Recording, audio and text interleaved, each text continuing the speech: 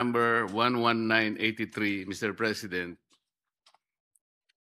fugitives from justice was defined as those who flee under the following circumstances. Number one, after conviction by a Philippine court to avoid punishment, or after being charged in a Philippine court to avoid prosecution. Did I quote the law correctly, Mr. President?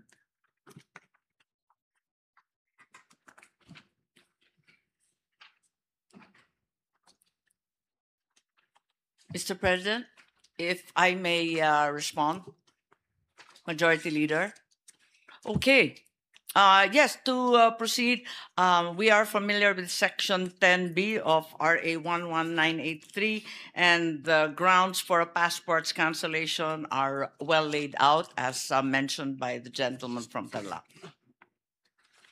And Mr. President, under Section 10, I think cancellation of passport was also mentioned. Yes, and there are circumstances, I think 5 circumstances under which a passport can be cancelled. Will that be correct? Yes, Mr. that President? is correct. Upon court order, when there's a conviction, upon court order as fugitive from justice, a suspected terrorist, or when it was fraudulently acquired or returned to DFA by other government offices. Upon orders of the court, when the holder is a fugitive from justice, is one of those circumstances, Mr. President. Yes, that is correct. That's the second circumstance in the aforementioned section. On what ground will the case of Saldico, Mr. President, fall under these provisions? Does the DFA, for example, consider him as fugitive from justice within the meaning of Section 3, Paragraph J? That is someone who fled after being charged in court to avoid prosecution. Yes, in theory, it would appear that the former congressman's case would fall squarely under this. However, the DFA explains that they are not yet in receipt of any such court order. Whereas, in fact, in the case of Attorney Harry Roque, as well as Cassandra Ong and the others involved in POGO, an omnibus resolution issued by Pasig Branch 157 was already received by the DFA, and hence it has canceled the passports of 5 individuals involved in that case. Mr. President, considering the magnitude of Mr. Saldico's expose, he mentioned personages even in the higher echelon of government. The magnitude of corruption described in his expose, which came to the country in installments, is something I think it is mind-boggling. So if the passport of Saldico is eventually canceled, Mr. President, and is brought to justice, what is the participation of the DFA in ensuring the safety of Saldico right from the cancellation of his passport, considering that there will be trillion of reasons why people would like him silenced, if I may say so? Yes, it is clear to the Secretary that the safe passage and entry of Mr. Ko is beyond their jurisdiction. All they can do is act on the receipt of a court order, verify and evaluate said court order, issue the cancellation, notify the passport holder, and thereafter update all official databases that Mr. Ko is no longer a holder of a valid Philippine passport. As to his safety upon arrival in the Philippines, assuming that he does come back home, I think other authorities, such as perhaps the police as well as the DOJ, would have to take over po. So that makes the obligation and the duty of the DFA very, very easy. Just to cancel the passport, just like that. And leave it to the police authorities to take care of Saldico. That is their understanding that upon the issuance of a cancellation directive and the passport being canceled within all DFA systems, they must notify the individual officially, and the holder may then appeal if the cancellation is administrative and not criminal, which is what it appears to be in this case. They may appeal to the DFA secretary. That seems to be the full extent of the DFA's function. Let's say the passport of Saldico is canceled today. And from today until he is transported or deported to the country, nobody will assist him wherever he is now. So the short span, I think, is very important. Upon the cancellation of passport, what will what are the precautionary measures, or what are the things that the DFA might do in order to protect him while he is being transported to the country? Because even on that particular point in time, his life will be already in danger. Yes, that's correct. Certainly a high-risk individual like the former congressman would require assistance. And being a Filipino citizen, the DFA is fully aware that we will have to notify foreign posts to extend as much assistance as they should to any other Filipino national. And the local authorities in that foreign post, even the local authorities here in the Philippines, to guarantee his safe passage until he comes home. By declaring the safe passage of a person like Saldico is one. But doing something in order that that declaration or that statement will find reality is another. Halimbawa po, the former president of the Philippines was arrested, temporarily confined in a military Villamor Air Base. And he was eventually turned over to the Netherlands, halfway around the planet. If the DFA is concerned about the citizens' right, paano nangyari yun? But that is a question later. I'm only trying to cite this one kasi sinasabi natin, you can make all the precautionary measures, all the protective measures you can think in the world. Pero ganun lang. So, pwede bang malaman namin ng may konting detalye ba tayo na mapangahawakan, like ano po ang ginagawa nyo usually sa ganitong sitwasyon? Ito lang siguro ang sitwasyon na very, very noble. Why? Saldico is not now an ordinary fugitive. He happened to be the key to the unlocking of all these anomalies, the bigger anomalies associated with our flood control projects. This is, I think, the biggest anomaly in the history of our country. So hindi lang po ganun nasasabihin natin, inalis po natin yung, na-cancel na po yung passport ba? Pero ano po talaga ang gagawin? Bigyan nyo nga kami ng halimbawa. Kung ano yung mga precautionary measures just to make him, halimbawa, hindi lang yung ordinary diligence or ordinary protections you have in mind, because we need to hear him. Marami siyang sinabi. And I think the Filipino people are waiting na ma-process natin lahat yung kanyang sinabi. Especially the personalities behind his expose. Alam natin, napakaraming taong interesado sa kanya. yung mga taong binanggit niya. At hindi po pangkaraniwang tao yung mga yun. So hindi lamang po administrative na parang ganun lang kasimple. So we can now cancel the passport of Saldico. If you understand, Mr. President. That's right. Upon cancellation, as mentioned earlier, the DFA is duty-bound to inform the holder of that passport that he no longer carries a valid document.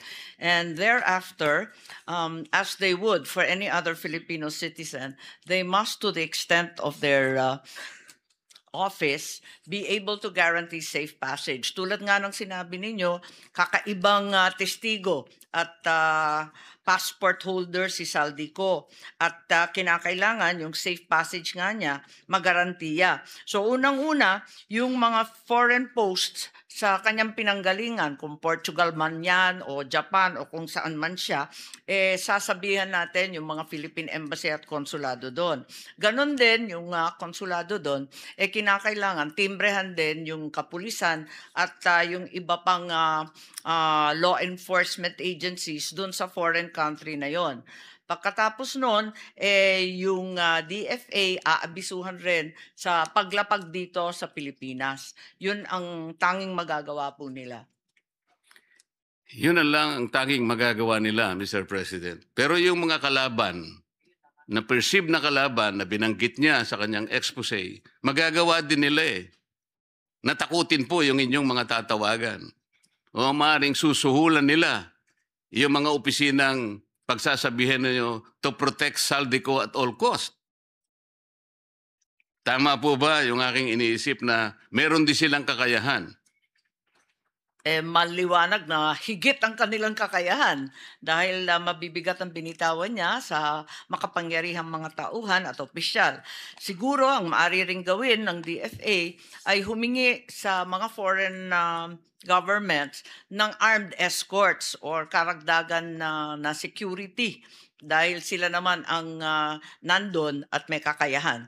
Baka maaari rin siguro, maliban pa sa mga foreign postings natin, yung Philippine Embassy, yung konsulado, humingi na rin ng tulong dun sa mga law enforcement sa ibang dako. Kaya po ba nilang gawin yun, Mr. President? Kaya naman nilang gawin yon. Parati naman sila nakikisuyok kapag may gulo, kapag may aberya, kung may problema. At eto nga, yung issue ng fugitive, hindi ito magiging kauna-unahang pagkakataon na nasabihan yung foreign countries po. Salamat po sa inyong optimism, Mr. President. Sana po ay mangyari yun. At si Saldico ay malaya at walang kagalos-galos na makauwi sa ating bansa upang sa ganun ay maproseso ang lahat ng kanyang sasabihin at ang taong bayan po ay masatisfy sa lahat ng mga kaugnay na steps na gagawin upang sa ganun ay makamit po natin ang katarungan. Maging accountable po ang lahat ng mga taong binabanggit doon sa kanyang expose. Kung yan po ay panaginip, para sa akin, sana po'y magkatotoo. At alam ko po, ang ating sponsor ay ganun din ang kanyang iniisip. Kung maaalala po ninyo, dun kay Congressman Arnie Teves, na gawan naman ng paraan ng ating DFA na maiuwi yung si Congressman dito sa Pilipinas. At hanggang ngayon, nananatili pa siya dito sa atin. Opo, pero si former Congressman Arnie Teves po ay hindi naman po nag-expose ng ganung napakalaki pong mga pangyayari na nakapagdulot po ng kalungkutan sa ating mga mamamayan. Totoo po yan at alam niyo na sang-ayon po ako sa sinasabi ninyo. Magbigay po tayo ng mas akmang halimbawa, Mr. President. Section 17 po ng ating Republic Act 9851. Ito po yung Philippine Act on Crimes Against International Humanitarian Law, Genocide, blah, blah, blah. Sa Section 17 po, Mr. President, sinasabi, the state, ang Pilipinas po, shall exercise jurisdiction over persons, whether military or civilian, suspected or accused of a crime defined and penalized in this act, regardless of where the crime is committed, provided any one of the following conditions is met. Una, the accused is a Filipino citizen. The accused, regardless of citizenship or residence, is present in the Philippines, or the accused has committed the said crime against a Filipino citizen. Ito po yung bone of contention. In the interest of justice, the relevant Philippine authorities may dispense with investigation or prosecution of a crime punishable under this act if another court or international tribunal is already conducting the investigation or undertaking the prosecution of such crime. Instead, the authorities may surrender or extradite suspected or accused persons in the Philippines to the appropriate international court, if any, or to another state pursuant to the applicable extradition laws and treaties. Mr. President, anong bahagi po nung binasa ko ang nag-apply kay former President Rodrigo Duterte? Sa pakiwari ko po, wala. Ngunit, ang pagkasabi nung dating DOJ Secretary Remulla na ito ang nagbibigay daan para sa pag-aresto, sa kidnap at sa extraordinary rendition ni President PRRD without any warrant of arrest or any order issued by a Philippine court.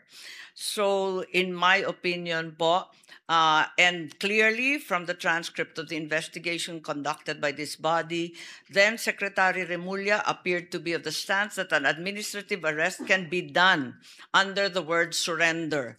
This is a case of first impression. There is nothing in our laws that convinces me that this is the case, and because of that, I filed a case against him for usurpation of judicial functions, arbitrary detention, grave threats, grave misconduct, conduct prejudicial to the best interest of the service, at the ombudsman, who almost instantly dismissed it. It's now pending in the Supreme Court with certiorari and other cases.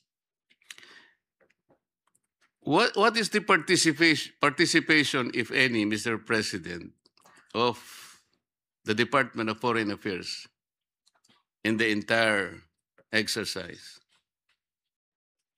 Because the discussion has been whether this is extradition or surrender, the primordial question would be whether there exists a bilateral extradition treaty between the foreign state and the Philippines, such that it allows a request for extradition. So what was the position taken by the DFA? Did the DFA lift its finger in the entire process, like advising an agency or a person or any office from undertaking the whole exercise, considering our jurisdiction?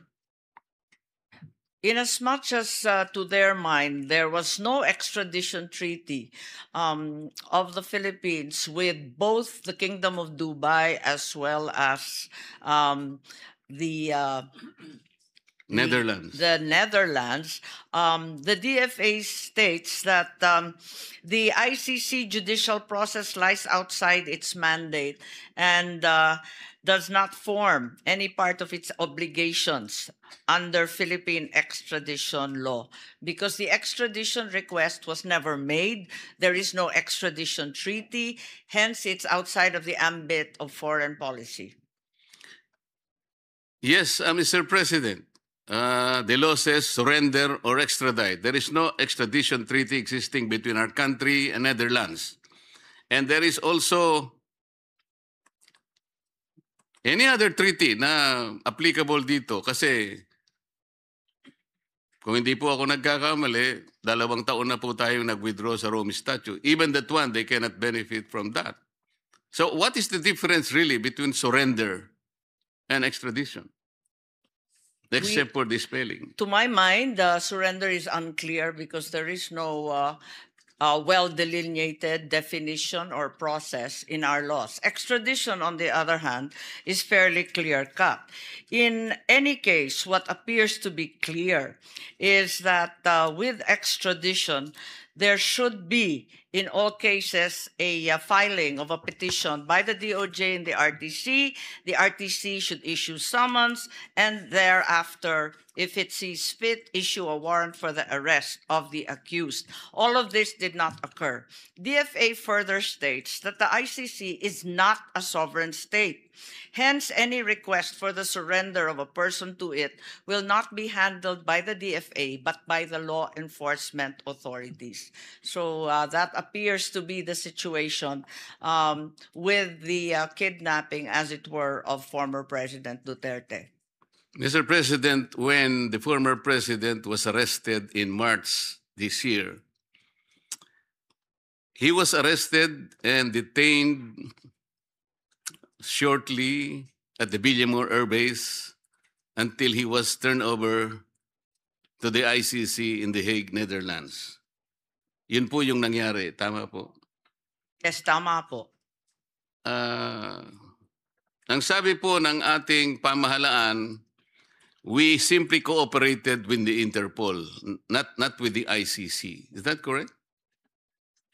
Yun po ang dahilan nila, pero maliwanag na yung Interpol hindi na naman nagbigay ng anumang red alert. Ang pagkakaalam ko po, although hindi naman official po na inamin, yung ICC po ay nag-issue raw ng warrant of arrest against the former president.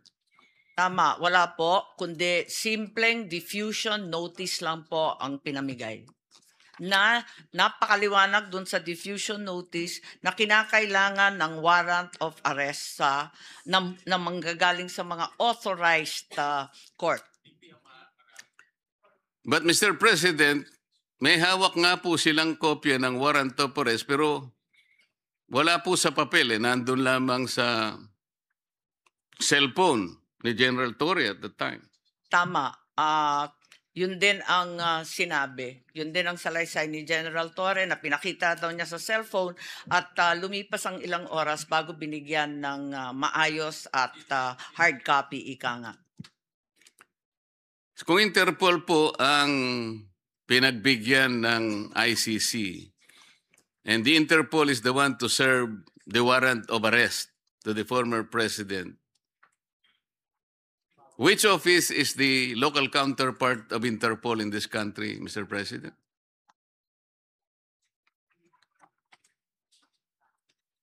Ang ICC warrant dapat hindi enforceable po dahil maliwanag nga na yung Interpol, unang-una, nasa konstitusyon nila dun sa Section 3 or Article 3 kung naaalala kong tama, hindi dapat manghimasok o makilahok kung ang kaso ay political. At maliwanag na politika ang pinag-uusapan dito. So, yun nga ang nangyari at hanggang ngayon ay nakakulong pa rin ang dating Pangulo. Tama po kayo, Mr. President. Yung diffusion kasi, ang pagkakaalam ko, it is an informal international alert circulated through Interpol channels to request cooperation from member countries. It corresponds to the notices like, may color-coded pala to red, yellow, blue, black, green, purple, and orange if they must comply with Interpol's constitution rules of processing the data. Sa mga tweet, wala pong ibinigay sa Interpol na warrant of arrest, Mr. President. Tama po ba yun? Ang sumunod ay yung ICC warrant of arrest matapos yung Interpol. Pero, yun ang pagkaintindi namin. Pero maliwanag na wala na tayo sa ICC. So ang pinaglalaban noon ni Solicitor General Nards Guevara, talagang walang jurisdiction ng ICC sa Pilipinas. Unang-una po kasi, kung babasahin po natin isa sa provision ng Rome Statute, sinasabi ron, ang isang citizen na inaresto sa estado, meaning our country, ay kinakailangan dalhin sa to the nearest judicial authority. Tama po. Ang pagkakaalam ko po, pag sinabing judicial authority, korte po yun. Pero ang nangyari, Mr. President, dinala siya sa Villamor Air Base. Sa aking palagay ko po, kahit anong gawin natin, hindi po siya magiging representative ng ating judicial authority. Tama po ba yun? Tama po. At maski yung DOJ, pati yung Prosecutor Fadulion at yung iba pang nandun sa Villamor ay hindi maaring magpanggap na sila ay korte. Hindi nga po kasi yung DOJ po, executive department po yun. Ang pagkakaalam ko po, ang judicial department po, ito po yung mga korte. Kaya malayong malayo po at hindi nila tinupad mismo yung provision ng Rome Statute. Ngayon, Mr. President, ang tinatanong ko po kanina, kung yung Interpol ay wala sang kopya ng warrant of arrest, paano po nagkaroon ng warrant of arrest si General Torre para siyang mag-serve sa dating Pangulo? Saan po galing mismo yung warrant of arrest? Yes, ang pagkaalala ko dun sa hearing, pinadala electronically ng ICC dun sa kanilang counterpart dito sa Pilipinas, which is the Philippine Council for Transnational Crime. Yan nga po. If the local counterpart of the Interpol is the PCTC, sila po dapat ang nag-serve ng warrant of arrest. At sila din sana ang nagbasa ng Miranda rights. Ang nangyari po, baligtad eh. Ang nag-serve po ng warrant of arrest is General Torre, siya pa yung nagbasa ng Miranda rights. So hindi po nasunod yung tuntunin mismo na binabanggit nila, Mr. President. Tama po. At nagtaka rin po kami kasi ang nakita natin, yung nandun, si General Torre, sabay nung sinasabing Special Envoy, Ambassador Lacanilaw.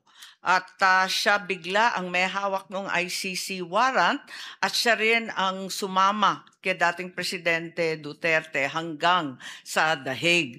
Pinagtatakahan po dahil yung NCTC ay walang alam sa pag-a-appoint niya at pagbibigay ng otoridad sa kanya.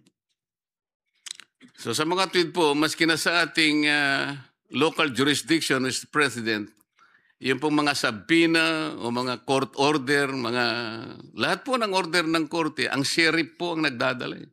Nagpapatulong lang siya sa pulis kung kinakailangan, pero hindi po pwedeng mawala yung sheriff.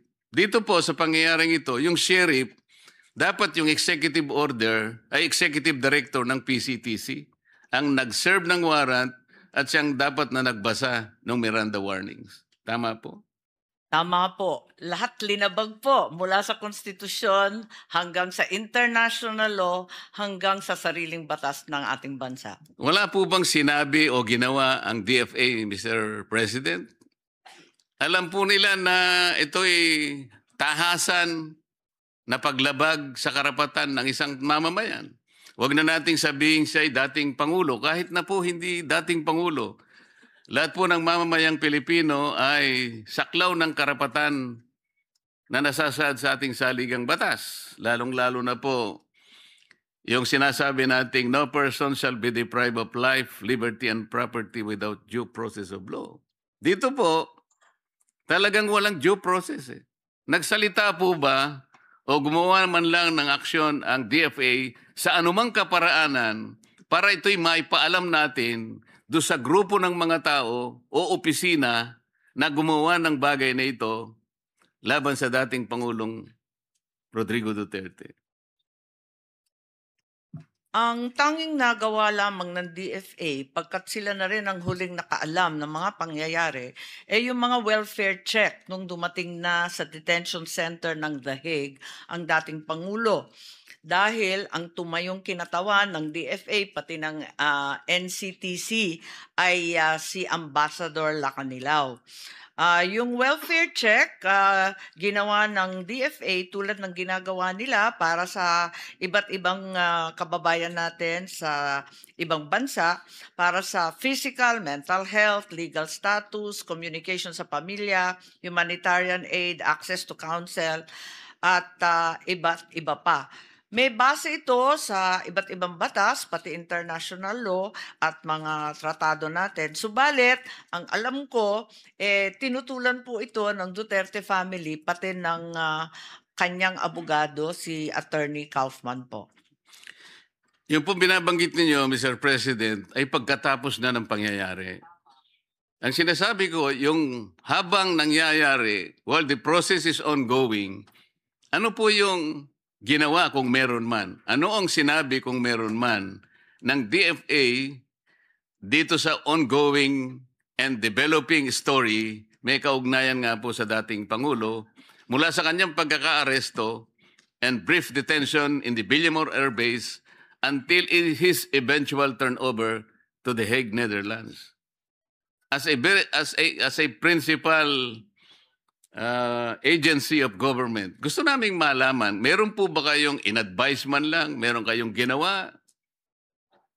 Kung meron man,